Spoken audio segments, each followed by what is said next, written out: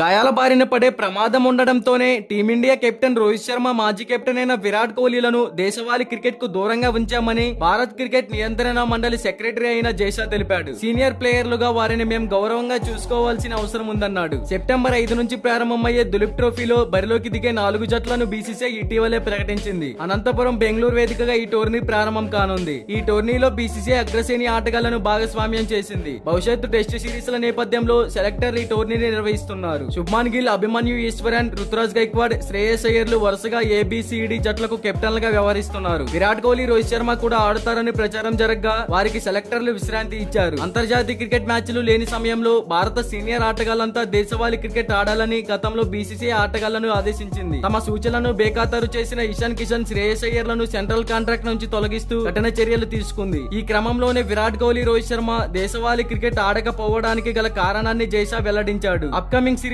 లను దృష్టిలో పెట్టుకునే కోహ్లీ, రోహిత్లతో పాటు మరికొంతమంది సీనియర్ ఆటగాళ్లకు దేశవాళీ క్రికెట్ నుంచి మినహాయింపు ఇచ్చామని తెలిపాడు. రోహిత్ శర్మ, విరాట్ కోహ్లీ వంటి సీనియర్ ఆటగాళ్లను దులీప్ ట్రోఫీ ఆడాలని ఆదేశించలేం. వారికి గాయాలయ్యే ప్రమాదం ఉంటుంది. ఆస్ట్రేలియా, ఇంగ్లాండ్ దేశాల్లో ఏ అంతర్జాతీయ క్రికెటర్ కూడా దేశవాళీ క్రికెట్ ఆడడు. మేము ఆటగాళ్లను గౌరవించాలి అని జైషా చెప్పుకొని వచ్చాడు. మరి దీనిపై క్రికెట్ ఫ్యాన్స్ గా మీరేమంటారో కామెంట్ చేయండి. అండ్ ఇలాంటి డైలీ క్రికెట్ అప్డేట్స్ కోసం మన ఛానల్ ని సబ్స్క్రైబ్ చేసుకోండి. అలాగే పక్కనే ఉన్న గంట సమయం యాక్టివేట్ చేసుకోండి. Thank you for watching.